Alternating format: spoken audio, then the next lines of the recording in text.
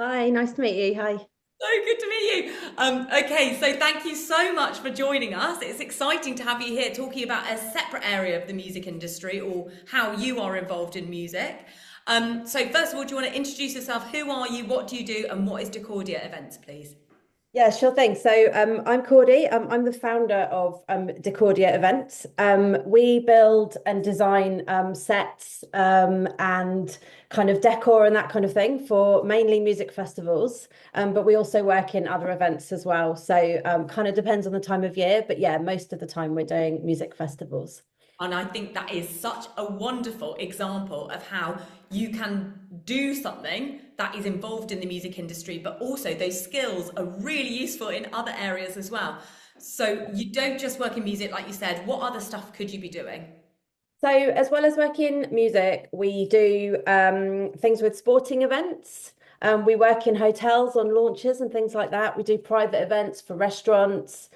We also do some set design as well for theatre. So we'll design set designs that will go around the country, that kind of thing, touring theatre, and kind of things like in inner city events and that kind of stuff. So big flower shows or big launches or parades and things like that. So yeah, a big range of different things that we get to do. So it keeps it really, really fun. So cool. I mean, so fun. So many different things. I get you must never be bored. No, never bored. So tell us a bit about your career journey into this. How did you get to do what you're doing now? So, I actually really struggled at school. I wasn't very good at sort of your generic maths, English, science, and that kind of thing. But I loved drama and I loved art. And I'd spend all my weekends and all my time outside of school being in plays or drama clubs and things like that. So I kind of did that the whole way through school. And then my school kind of worked out I was struggling on some subjects, so they helped me out with like tutoring so that I could get my GCSEs that I needed C's at the time. So I had lots of help with that. And then also we kind of you were only allowed to do one art subject at the time in GCSE. And we worked with the school because I wasn't very good at some other subjects. We worked with the school to let me do art and drama. So I did those at GCSE, which meant I could then go on and do them at A level as well, which was kind of the basis for what I do now. For my GCSE and A level drama and art, I did like set design pieces for art. Like I did a set for Macbeth, based in like David Hockney style for my GCSE art. And then for A level, I submitted a portfolio of designs rather than doing a performance. So I kind of took a different route to all the rest of my peers because it was something I knew I was good at and that was a bit different. And it kind of made me stand out a little bit. And it meant that when I went for my drama school interview, it meant that I already had some work to take with me. So I'd got, off my own back, I'd done my own kind of work and research and that kind of thing. And I managed to get into a UCAS drama school course, which meant that it was funded, so I could afford to go. So they can be super expensive. And then I did set design at drama school, which was really, really hard and lots of work in Freshers Week and things like that when everyone else was having fun. I was sort of submitting designs kind of every day. But it meant that, yeah, I kind of was on a course that was really vocational and meant that I was really good when I left uni at working really hard and doing long hours, which was a perfect basis for the rest of the industry, really. So I left uni and worked for some of my tutors who works in the theatre industry, and also one of my costume tutors actually worked at some music festivals. So I went and volunteered at some music festivals for a few summers, and that's how I got into doing decor. And started doing decor and then kind of built it into a bit of a business, brought in lots of people, and now I've got a team. And yeah, that's sort of my journey through from school, I guess. Oh, amazing. And yeah, like you say, you kind of ended up doing a very vocational subject, building up that portfolio, and then you had everything that you really needed to, I guess, kind of get that first paid gig, which is so cool. But for the Yeah. people watching, you can definitely go volunteer at festivals without going to a drama course. Yeah, definitely. I think one of the amazing things about working in music festivals, particularly, is that everyone is from a totally different background. Everyone has got a different level of education. It's kind of like got no boundaries there. Like everyone's welcome. It feels a little bit like we've all kind of made a family from that. And it's a really welcoming environment where, yeah, they do become like, you spend more time with them than you do your own family. So it's a really nice kind of environment to get into where everyone is really welcoming of everyone from those different backgrounds. Yeah, you don't need to do that, but what I think you do need to do is be prepared to put in some hours volunteering. And like I think the main thing with festivals is that if you want to work at festivals, I would say like go and work as a steward, work in the bars, like work, I don't know, painting bins at Glastonbury, like whatever. Just get in there, get stuck in, see if you like it, because a lot of people like the idea of it, and then when you get there, the mud, the rain, the long hours is some hard graft. Particularly after like a weekend of having fun, enjoying the bands, like taking everything down can be really tiring. So it's really worth just trying loads of different roles, getting a feel for it, speaking to as many people as you can on site about their role and how they got into it. And there'll definitely be somewhere where you fit because there are just so many different roles. And that's what's so brilliant about it, I think. Oh, 100%. I mean, it sounds like a family vibe. I'm already like, oh, that's volunteer. But you have already mentioned it's hard graft. It's long hours. I imagine that is the kind of separation of this. I guess the skills that you need. One of the core skills that you need is you probably need resilience, kind of I guess perseverance to just keep going. That kind of thing. So tell us a bit more about, I guess, the expectation of what skills you need in this space. So I would say one thing is that I still now I've been doing this for 20 years and I still will regularly spend 5 6 weeks away from home because of the work. So you need to be able to travel for the work. And the other thing I would say, particularly about festivals and working in events, is their summer events. And between May and September, you'll probably do 75% of your year's work. So leaving that time clear for people to come to you and say, look, can you help us on this? Or can we get you in on this for a job is really important. I think often I find I say to someone, oh, do you want to come and work with us? And they're like, oh, I'm going to Marbella that week, so I can't do it. And it can be a real block for an opportunity that will then open up everything for the future. So I always say, like, try and leave time that you can actually go and work on festivals and experience these things. I would say the other skills that are really important is having good communication. So it's really important on a fast-paced build like that. And also it's a bit like a building site. There's big machinery around building things, massive stages, things like that. So having good communication is really important. And being able to be like really punctual is important. And to show up with a smile on your face is also super important. And other than that, everything else you can learn there.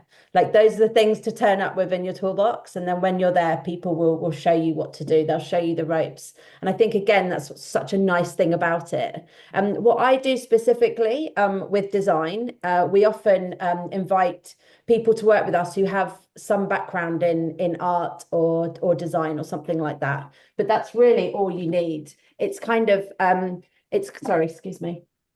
It's very specifically like an area of work where you can kind of come in with the skills you have and then learn how to apply them to something really, really vocational. So we kind of do that bit of the work, but arriving with some experience of art or textiles or even that drama experience, working in drama, theatres, that kind of thing, that teaches you some real discipline. So turning up with that is also really useful. Absolutely. It also teaches you to just stick a smile on your face even when you're not feeling great. Exactly. Acting is important, guys. It is important, yeah. And so obviously art and drama have set you up very, very well. But is there any specific subjects that you think would like, I guess, very lead into what you're doing very well? Any other subjects that you think are kind of natural fit?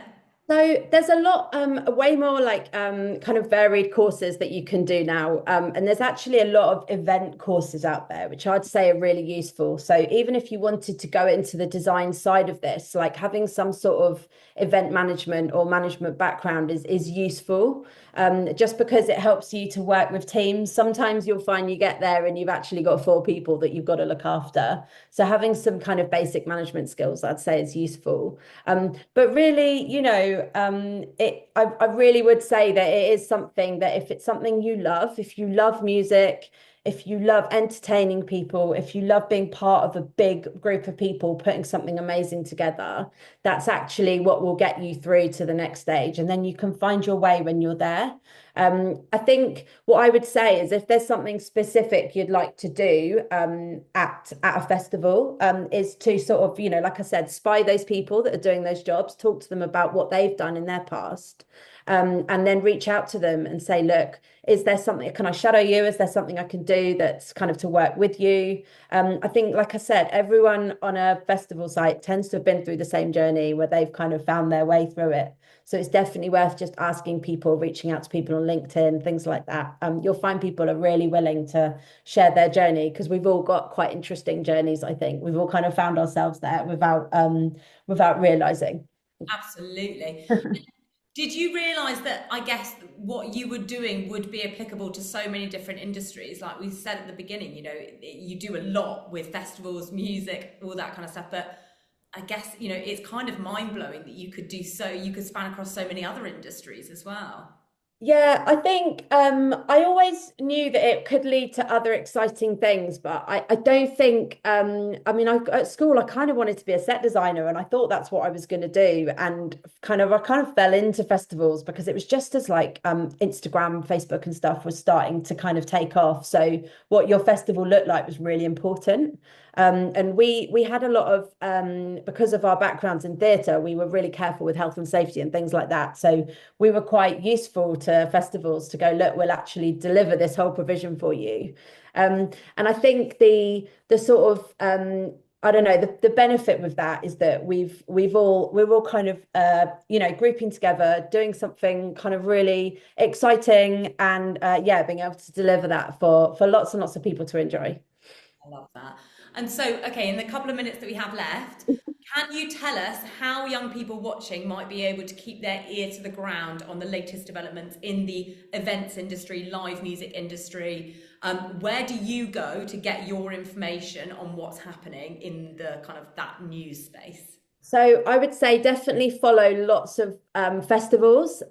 Make sure you're also following who's doing festivals sustainably as well, because that's a real hot topic at the moment with all the sort of waste that we see in the news on at festivals or the tents or the rubbish. Like it's a real hot topic, and loads of people in the music industry are leading on sustainability because we have a bit of a voice there to be able to like take everyone on a journey with us. So I definitely say look for who's doing things sustainably because they'll keep going through the next, through the changes, legislation, things like that. So definitely worth looking at those sorts of festivals, Shambhala, things like that. Coldplay have just done a really cool world tour with something called Fan Power, which is also like generating sustainable energy. So definitely check that out. But the main thing I'd say is follow lots of festivals, see who's working on the festivals when they're tagging people, things like that. Follow them and have a look at what they're doing. And that the best thing you can do is to reach out directly to companies, production companies, decor companies, build companies, and say, can I come and see what you're doing? And even if you're under 18, because you have to be 18 sometimes to go and work on a build site at a festival, you can always go and work in the background in their workshops, things like that, and actually learn how it's all coming together so that you're ready when you're 18 to go on site with them and kind of experience it all for real. Oh, that's a great tip as well. Yeah, because there's lots of students who are under 18 watching. And also, guys, remember festivals happen all over the UK, from tiny little festivals to huge festivals. So, there is always something to get involved in, always something to go check out, always something to go volunteer at, isn't there? Yeah, always is. I mean, just have a look at what's in your local area to start with. Start with some small events, and then build up. And I think, yeah, the more that you can kind of follow what everyone's doing, you'll learn the trends, you'll know which festivals are like going places, you can reach out to them. And yeah, I think the thing I'd say is always just reach out to people on LinkedIn. Everyone in our industry is super friendly. We're busy, but we will always make sure we get back to you and help you on the start of your journey because we love it. We love being part of that family. Amazing. What a lovely note to end on. Thank you so much, Cordy, for joining us. That's been really interesting. I didn't know about any of that stuff, so I mean, I feel educated. Thank you for having me as well. Thank you so much. All right then, guys, that is the end of the music section. Cordy, I'm going to put you in as an Thank attendee now. you. Thank you so much for joining.